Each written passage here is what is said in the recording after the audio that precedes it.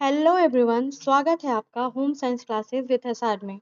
दोस्तों, हमारी सीरीज चल रही है टीजीटी पीजीटी को टारगेट करके, जिसमें हम फिजियोलॉजी यानी कि शरीर क्रिया विज्ञान के डिफरेंट टॉपिक्स को कवर कर रहे हैं और वो सारे टॉपिक्स मैं आपको क्वेश्चंस के फॉर्म में कंप्लीट करा रही हूँ ताकि आपका रिवीजन हो सके। बहुत सारे टॉपिक्स हमने पहले से कवर कर रखा है। अगर आप मेरी वीडियो को पहली बार देख रहे हैं तो प्लीज़ आप एक बार प्लेलिस्ट में जा करके सारे वीडियोज़ को ज़रूर कवर करिएगा। बहुत ही शॉर्ट और बहुत ही कंसाइज मैनर में आपके लिए वो सारे इंपॉर्टेंट पॉइंट्स को मैंने पॉइंट आउट किया है जो आपके एग्जाम के लिए बहुत ही बेनिफिशियल होने वाले हैं। तो प्लीज़ आप लोग एक बार ज़रूर देख लीजिएगा और अगर आप आज चैनल से पहली बार जुड़ रहे हैं तो प्लीज़ सब्सक्राइब कर दीजिएगा, बेल आइकन भी दबा दीजिएगा ताकि आपको सारी क्लासेस की नोटिफिकेशन टाइम टू टाइम मिल सके। मोस्टली 7 बजे तक हमारी क्लास जो होती है वो अवेलेबल होती है, कभी-कभी आगे पीछे हो जाती है, ठीक है? तो आज की क्लास में हमने कल की क्लास में हमने डाइजेस्टिव सिस्टम को कवर किया था। आज की क्लास में हम रेस्पिरेटरी सिस्टम को कवर करेंगे और रेस्पिरेटरी सिस्टम के टॉप 30 क्वेश्चंस विथ एक्सप्लेनेशन में आपको आज इस क्लास में कराने जा रही हूँ। तो चलिए ज़्यादा टाइम वेस्ट ना करते हुए स्टार्ट करते हैं क्लास को। सबसे पहला क्वेश्चन है, which structure is the primary site of gaseous exchange in humans. Hindi English दोनों में रहेगी क्लास, बाइलिंगुअल क्लास है तो आप इसको देख सकते हैं। मानवों में गैस विनिमय का मुख्य स्थान कौन सा है? गैस विनिमय का मुख्य स्थान कह रहा है यानी कि वह स्थान जहां पर गैसियस एक्सचेंज होता है। ठीक है, गैसियस एक्सचेंज की बात कर रहे हैं तो ट्रैकिया है, ब्रोंकी, एल्वियोली या ब्रोंकियोलस। तो सही आंसर क्या हो जाएगा हमारा? एल्वियोली यानी कि एल्वियोली यानी कि जिसे हम वायुकोष कहते हैं। यहीं पे हमारा गैसियस एक्सचेंज होता है, किसका किसका? ऑक्सीजन और कार्बन डाइऑक्साइड का। ठीक है, चलिए नेक्स्ट क्वेश्चन हमारा, second number question. The cartilage the cartilage present in the larynx that prevents food entry to the trachea is, यानी कि कंठ में जो उपस्थित है, कंठ में कौन सी उपास्थि होती है जो भोजन को श्वास नली में जाने से रोकने का काम करती है? तो कौन सी उपास्थि होगी? थायराइड कार्टिलेज, एपिग्लॉटिस, क्रिकॉइड या एरिटिनॉइड। तो सही आंसर क्या हो जाएगा आपका? एपिग्लॉटिस। एपिग्लॉटिस का काम क्या होता है? एपिग्लॉटिस ऐसे इसका स्ट्रक्चर होता है, ये हमारे ट्रैकिया, लैरिंक्स और फेरिंक्स के बीच में होती है। जब हवा को अंदर जाना होता है, वायु को अंदर जाना होता है तो ये हमारी, जैसे श्वास नली में श्वास को जाना होगा तो ये हमारी भोजन नली को बंद कर देगी। ठीक है, एक ढक्कन की तरह होती है ये। जैसे एक तरफ जैसे ही श्वास नली में हवा जाना होगा तो ये भोजन नली को बंद करेगी, भोजन नली में भोजन जाना होगा तो ये श्वास नली को बंद कर देगी। तो ये एक लीड की तरह काम करती है। तो एपिग्लॉटिस को जरूर याद रखिएगा। भोजन को श्वास नली में जाने से रोकने का काम हमारी कौन सी उपास्थि करती है? तो एपिग्लॉटिस करती है। चलिए next question, question number 3। Normal tidal volume, देखिए इस टाइप के क्वेश्चंस आपके टीजीटी पीजीटी में पूछे हुए प्रश्न है तो वही सारे क्वेश्चंस हैं आपके। वयस्क मानव में सामान्य ज्वारीय आयतन कितना होता है? वयस्क मानव में सामान्य ज्वारीय आयतन की बात कर रहे हैं यानी कि टाइडल वॉल्यूम की बात कर रहे हैं, कितना होता है? तो सही आंसर क्या होगा इसका? 500 ml। जो हमारे नॉर्मल अडल्ट होते हैं उनमें ये जो टाइडल वॉल्यूम होता है ये हमारा 500 ml होता है।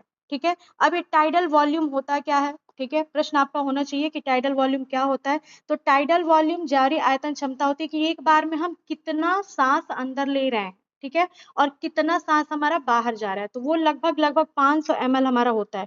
यानी इनहेल और एक्सहेल के बाद से हमारे कितनी सांस बचती है? वो हमारी 500 ml के बराबर होती है। इसी को हम टाइडल वॉल्यूम कहते हैं।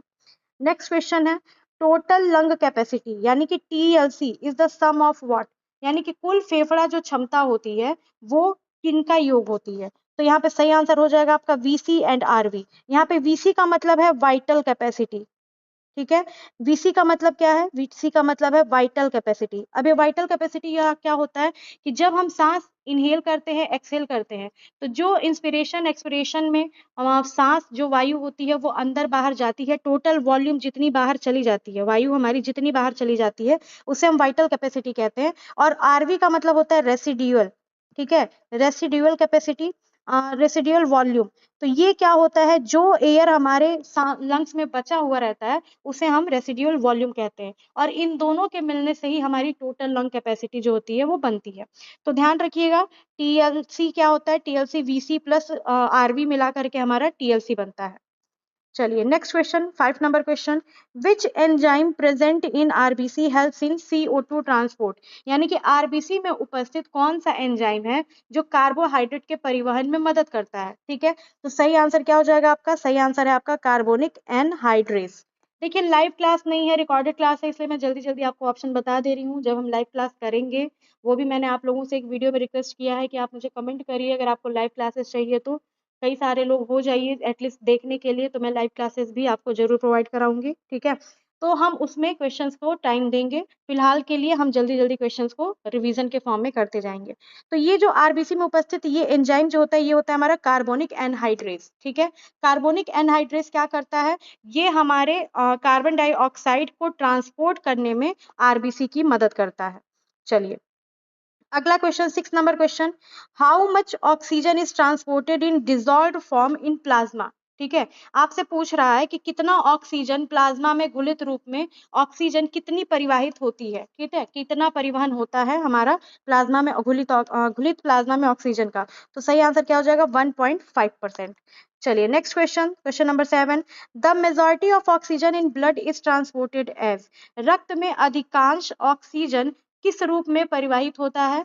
तो रक्त में अधिकांश ऑक्सीजन की बात कर रहे हैं, तो देखिए ऑक्सीजन और हीमोग्लोबिन ये दोनों मिलते हैं तो बनाते हैं ऑक्सी हीमोग्लोबिन। तो हमारे रक्त में अधिकांश ऑक्सीजन ऑक्सी हीमोग्लोबिन के रूप में प्रवाहित होता है। अगर आपसे पूछ ले कि कार्बन डाइऑक्साइड किस रूप में प्रवाहित होता है, तो कार्बन डाइऑक्साइड जो होता है वो कार्बोक्सी हीमोग्लोबिन के रूप में प्रवाहित होता है। चलिए अगला question, question number 8, which respiratory volume can not be measured by spirometer. अब देखिए स्पाइरोमीटर क्या होता है, ये प्रश्न पूछा हुआ है आपका टीजीटी पीजीटी 2021 के पेपर में। तो स्पाइरोमीटर जो होता है वो वायु को मापने की इकाई होती है, वायु को मापने का मेजरमेंट होता है ये पूछ रहा है कि कौन सा श्वसन आयतन स्पाइरोमीटर से नहीं मापा जा सकता, ठीक है? तो सही आंसर क्या हो जाएगा आपका? रेसिडुअल वॉल्यूम जो होता है ये आपका स्पाइरोमीटर से नहीं माप सकते, लेकिन बाकी के सारे जो भी हैं tidal volume, expiratory reserve volume, inspiratory reserve volume, ये सब के सब हम मेजर कर सकते हैं डायरेक्टली। चलिए, 9th number question, which lung which lung is slightly smaller due to the presence of the heart।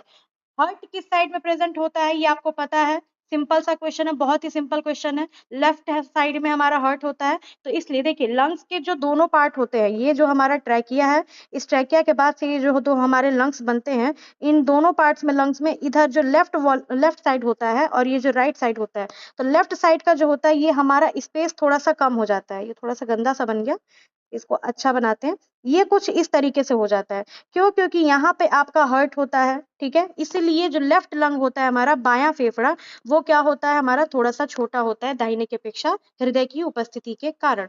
और लोब की अगर बात की जाए, कितने लोब्स, कितनी पालियां होती हैं, तो जो आपका राइट लंग होता है उसमें आपके टोटल 3 पालियां होती हैं, और लेफ्ट में हार्ट होने की वजह से इसमें सिर्फ 2 पालियां ही होती हैं, इसे भी जरूर याद रखिएगा। नेक्स्ट क्वेश्चन है question number 10, the Bohr effect is related to, ठीक है? द बोहर इफेक्ट किससे रिलेटेड है? बोहर इफेक्ट, बोर इफेक्ट जिसे हम कहते हैं, किससे संबंधित है? तो इसका सही आंसर क्या हो जाएगा? Decrease in oxygen affinity due to high carbon dioxide, ठीक है? हाई कार्बन डाइऑक्साइड के कारण जो ऑक्सीजन की एफिनिटी कम हो जाती है, उसी को हम क्या कहते हैं? बोर प्रभाव कहते हैं। चलिए 11th नंबर क्वेश्चन हो गया, 10th हो गया, 11th पे आ जाते हैं। विच रेस्पिरेटरी पिगमेंट, पिगमेंट की बात कर रहा है, वर्णक की बात कर रहा है, कैरीज ऑक्सीजन इन ह्यूमन। अभी मैंने आपको बताया है कि मानवों में कौन सा श्वसन वर्णक ऑक्सीजन लेके जाता है, तो हीमोग्लोबिन जो होता है वो तो आपका क्या करता है, हीमोग्लोबिन तो आपका रक्त का पिगमेंट वैसे ही है, तो ये क्या करेगा, यही हमारे ऑक्सीजन को ट्रांसपोर्ट करने का काम करेगा। तो अगर आपसे प्रश्न पूछ ले कि मानवों में कौन सा श्वसन वर्णक ऑक्सीजन ले जाता है, तो haemoglobin is the right answer. Myoglobin मांस में प्रेजेंट होता है, ठीक है? Next 12 number question, the functional unit of the lung is, फेफड़ों की क्रियात्मक इकाई। देखिए क्रियात्मक इकाई से हमेशा प्रश्न आपके लगातार परीक्षाओं में पूछे जाते हैं, कभी फेफड़ों के पूछ लेगा, कभी आपसे जीव की पूछ लेगा, कभी आपसे पूछ लेगा न्यूरॉन की फंक्शनल यूनिट कौन सी है, किडनी की फंक्शनल यूनिट कौन सी है। तो देखिए फेफड़ों की भी क्रियात्मक इकाई होती है और इसकी इकाई होती है एल्वियोली। एल्वियोली क्यों होती है? क्योंकि ये सबसे छोटी हमारे लंग्स में सबसे छोटा पार्ट होता है, जो फूले हुए गुब्बारों के जैसा दिखाई देता है, और इसी में हमारी ब्लड वेसल्स क्या होती हैं? ब्लड वेसल्स नेटवर्क की तरह रहती हैं, जिनसे हमारा ऑक्सीजन और कार्बन डाइऑक्साइड यानी कि CO2 का गैसेस एक्सचेंज होता है। चलिए अगर पूछ ले कि कौन सा फेफड़ों की कौन सी संरचना अंगूर के गुच्छों जैसे दिखाई देती है, तो वो भी आपका सही आंसर क्या हो जाएगा? एल्वियोली। चलिए नेक्स्ट क्वेश्चन 13 नंबर,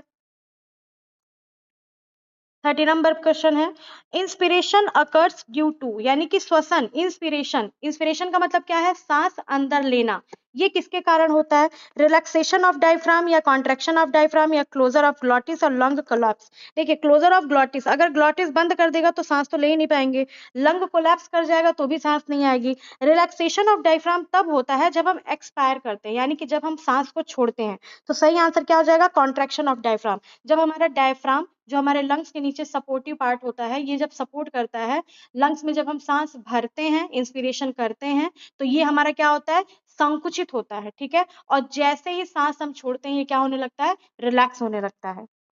चलिए नेक्स्ट क्वेश्चन हमारा, partial pressure of oxygen in alveoli is approximately, यानी कि वायु कोशों में ऑक्सीजन का आंशिक दाब कितना होता है। ऑक्सीजन का आंशिक दाब आपसे पूछ रहा है, किसका, वायु कोशों में ऑक्सीजन का आंशिक दाब। तो सही आंसर क्या हो जाएगा, 104 mmHg जो होता है वायु कोश एल्वियोली में ऑक्सीजन का प्रेशर होता है। चलिए next question, question number 15, which structure prevents lung collapse, lung को कोलैप्स होने से क्या बचाता है। कोलैप्स का मतलब गिरने से, ठीक है। फेफड़ों को कौन सी संरचना फेफड़ों के ध्वस्त होने से बचाती है, तो जो प्लूरल फ्लूइड होता है, जो लंग्स में फ्लूइड भरा होता है, देखिए लंग्स को पल्मोनरी भी कहते हैं, ठीक है। इसीलिए ये प्लूरल फ्लूइड जो होगा ये कहाँ होगा, ये हमारे लंग्स में होता है, ठीक है, पल्मोनरी में। तो इसलिए सही आंसर क्या हो जाएगा, बी ऑप्शन आपका राइट आंसर हो जाएगा। चलिए क्वेश्चन नंबर 16, देखिए बहुत जल्दी जल्दी हमने 15 मिनट से कम समय में ही 15 क्वेश्चन कंप्लीट कर लिए हैं। अब ये प्रश्न देखिए, हेरिंग ब्रॉयर प्रत्यावर्तन किससे संबंधित है, Hering Breuer reflex is related to what, prevention of lung over inflation, carbon dioxide transportation, cough reflex और स्नीजिंग रिफ्लेक्स, ठीक है। तो ये क्या है हमारा, किससे रिलेटेड है, prevention of lung over inflation, ठीक है। ओवर इन्फ्लेशन से लंग्स को, फेफड़ों को बचाने के लिए ही हमारा हेरिंग ब्रॉयर प्रत्यावर्तन होता है। अब ये डिटेल में मैं आपको शॉर्ट्स में बता दूंगी कि ये हेरिंग ब्रॉयर प्रत्यावर्तन क्या होता है। चलिए अगला क्वेश्चन है, most of carbon dioxide in blood is transported as, रक्त में अधिकांश कार्बन डाइऑक्साइड जो होते हैं वो किस रूप में परिवहित होते हैं। अभी इसके पहले हमने ऑक्सीजन वाला क्वेश्चन किया था, तो ऑक्सी हीमोग्लोबिन था। अब यहाँ पे आपका क्या हो जाएगा, आपका ए ऑप्शन, बी, सी, तीनों चारों देखिए क्या दिया है, डिजॉल्व CO2 होगा, कार्बोनिमिनो हीमोग्लोबिन होगा, बाइकार्बोनेट आयंस होंगे, या फिर कार्बोनिक एसिड होगा, ठीक है। तो यहाँ पे ध्यान दीजिएगा कि जो 70%, अप्रॉक्स 70% हमारा का बाइकार्बोनेट जो होता है, ये हमारे बाइकार्बोनेट के आयंस जो होते हैं हमारे प्लाज्मा में कैरी होते हैं। तो इसलिए यहाँ पे सही आंसर क्या हो जाएगा, सी ऑप्शन सही हो जाएगा आपका, बाइकार्बोनेट आयंस के रूप में परिवाहित होता है। चलिए अगला क्वेश्चन हमारा 18 number, respiratory rhythm is controlled by, श्वसन की लय किसके द्वारा नियंत्रित होती है। ये देखिए आपके न्यूरॉन्स का पार्ट है, ब्रेन का पार्ट है। तो आपसे पूछ रहा है कि श्वसन की दर, ठीक, श्वसन की दर किससे कंट्रोल होती है, तो सही आंसर हो जाएगा आपका पॉन्स एंड मेड्यूला ऑब्लंगाटा। अगर आपसे पूछ ले हार्ट बीट किससे कंट्रोल होगा, तो हार्ट बीट जो होता है वो आपके मेड्यूला ऑब्लंगाटा से होता है। अगर आपसे पूछ ले कि बैलेंस कैसे बनता है, पोस्चर एंड बैलेंस, तो वो हमारा सेरेब्रम से होता है। थैलेमस क्या करता है, हमारा थैलेमस देखिए रिले सेंटर होता है, ये किसी भी प्रकार का हार्मोन का सिक्रेशन नहीं करता है। और cerebrum is the most important part from cognition, memory और थिंकिंग के लिए, डिसीजन मेकिंग के लिए सेरेब्रम हमारा इंपॉर्टेंट होता है। Next question, during vigorous exercise which gas concentration mainly stimulate breathing, यानी कि जब हम कोई कठिन व्यायाम कर रहे होते हैं, ठीक है, तो उस समय कौन सी गैस जो होती है सबसे ज्यादा उत्तेजित करती है श्वसन को। तो सही आंसर क्या हो जाएगा आपका, कार्बन डाइऑक्साइड का इंक्रीज होना, ठीक है। सही आंसर आपका ऑप्शन नंबर बी है। क्वेश्चन ध्यान से देखिए, कठिन व्यायाम के दौरान कौन सी गैस जो है सांद्रता, गैस की सांद्रता श्वसन को मुख्यतः उत्तेजित करती है। तो यहाँ पे उत्तेजना की बात कर रहे हैं, तो यहाँ पे सही आंसर हमारा क्या हो जाएगा, CO2। CO2 हाईली इंक्रीज हो जाता है इसका कंसंट्रेशन, जिसकी वजह से वो क्या करता है, हमारे जो कीमो रिसेप्टर्स होते हैं उनको स्टिमुलेट करता है। कीमो रिसेप्टर्स किसको स्टिमुलेट करता है, तो हमारे कीमो रिसेप्टर्स को स्टिमुलेट करता है। चलिए अगला question, question number 20, the condition where oxygen supply is deficient at tissue level is called, वह स्थिति जिसमें उत्तक स्तर पर ऑक्सीजन की कमी होती है उसे हम क्या कहते हैं, उत्तक स्तर पे बात कर रहे हैं कि जब ऑक्सीजन की कमी हो जाती है तो उस स्थिति को हम क्या कहते हैं, इस स्थिति को हम कहते हैं हाइपोक्सिया, ठीक है। तो हाइपोक्सिया देखिए श्वसन संबंधी एक डिजीज भी कह सकते हैं, जिसमें हमारा ऑक्सीजन लेवल क्या होता है, बहुत अधिक कम होने लगता है।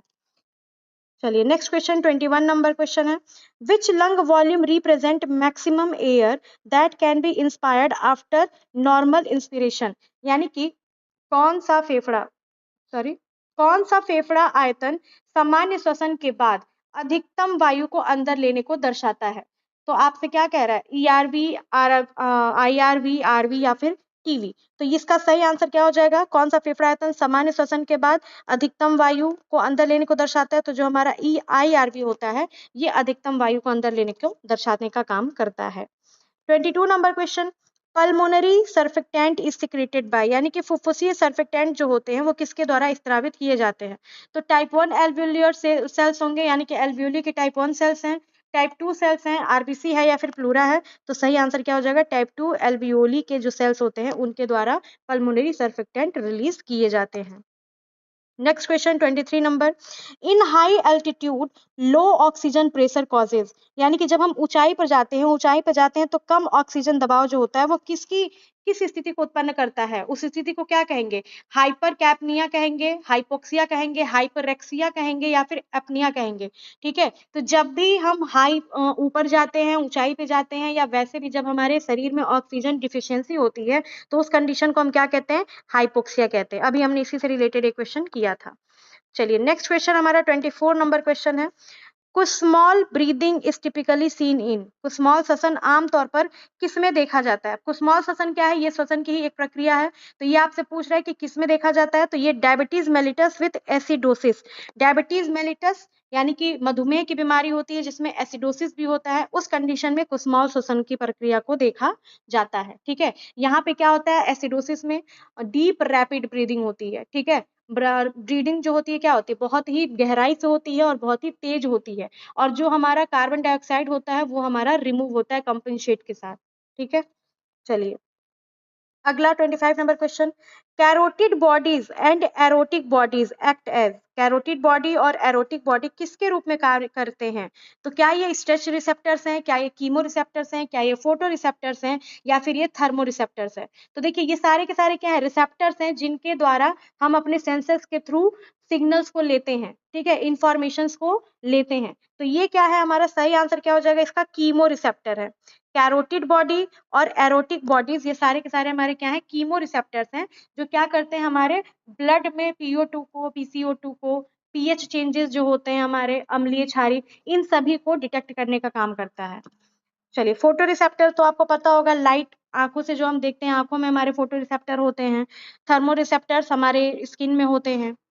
चलिए 26 number question, haemoglobin's affinity for oxygen decreases in presence of what, यानी कि ऑक्सीजन के लिए हीमोग्लोबिन की आकर्षण शक्ति किसकी उपस्थिति में घटती है। तो सही आंसर क्या हो जाएगा, प्रश्न को समझिए पहले ध्यान से, कि ऑक्सीजन के लिए हीमोग्लोबिन की आकर्षण शक्ति किसकी, कौन ऐसा चीज प्रेजेंट होगा जिसके टाइम पे ये घटने लगेगा। तो यहाँ पे जब हमारा कार्बन डाइऑक्साइड हाई होगा और पीएच वैल्यू क्या होगी, लो होगी, तब ये स्थिति हमारी उत्पन्न होती है।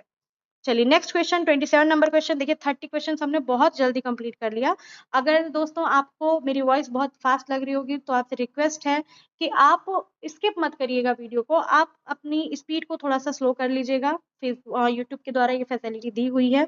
और अगर आपको लगता है कि मैं बहुत स्लो हूँ तो आप इसको थोड़ा सा फास्ट कर सकते हैं, 1.25 पे देख सकते हैं, बेनिफिशियल होगा आपके लिए। चलिए next question, which of the following is an obstructive respiratory disease, निम्नलिखित में से कौन सा रुकावट युक्त श्वसन रोग है। रुकावट युक्त श्वसन रोग क्या होगा, हमारा रुकावट जो हमें रोकता हो, ठीक है, सांस लेने में रुकावट जिससे आती है, तो वो कौन सा रोग होता है, अस्थमा। आपने देखा होगा अस्थमा के पेशेंट्स क्या होते हैं, लगातार खांसते लगते हैं, खांसते रहते हैं तो खांसते ही रहते हैं, इनमें एयर वे ऑब्स्ट्रक्शन होता है, किसके कारण होता है, इन्फ्लामेशन के कारण होता है। चलिए नेक्स्ट क्वेश्चन हमारा 28 number question, during acceleration the diaphragm, ठीक है, जब हम सांस छोड़ते हैं तो डायफ्राम क्या होता है, कॉन्ट्रैक्ट होता है, रिलैक्स होता है, या फिर वैसे ही रहता है, या फिर डाउनवर्ड हो जाता है। तो जब हम सांस छोड़ते हैं ना तो डायफ्राम क्या होता है, ऊपर की तरफ जाता है, यानी कि रिलैक्स हो रहा है। यहाँ पे कॉन्सेप्ट कॉन्ट्रैक्शन और रिलैक्सेशन का एक बार फिर से समझ लीजिए। जब हमारा डायफ्राम क्या होता है, मूव्स अप, यानी कि जब ऊपर जाता है तो रिलैक्स होता है, और जब हमारा डायफ्राम नीचे की तरफ जाता है, डाउन की तरफ जाता है, तो हमारा कॉन्ट्रैक्ट होता है, यानी कि फैलना होता है। ठीक है, और उसके बाद उस समय क्या होती है, हमारी वायु जो होती है, कॉन्ट्रैक्शन में एयर को हम इन करते हैं और रिलैक्सेशन में हम एयर को बाहर निकालते हैं। पुल आउट करते हैं। चलिए next question 29 number, vital capacity is what. ठीक है, वाइटल कैपेसिटी पूछ रहा है आपसे, क्या होगा जीवन की वाइटल कैपेसिटी पूछ रहा है आपसे। वाइटल कैपेसिटी क्या है, जीवनीय क्षमता किसे कहते हैं। तो यहाँ पे वैसे तो मैं आपको सही आंसर बता दे रही हूँ, लेकिन आप क्या करेंगे, आप मुझे कमेंट करके बताएंगे इन तीनों का फुल फॉर्म।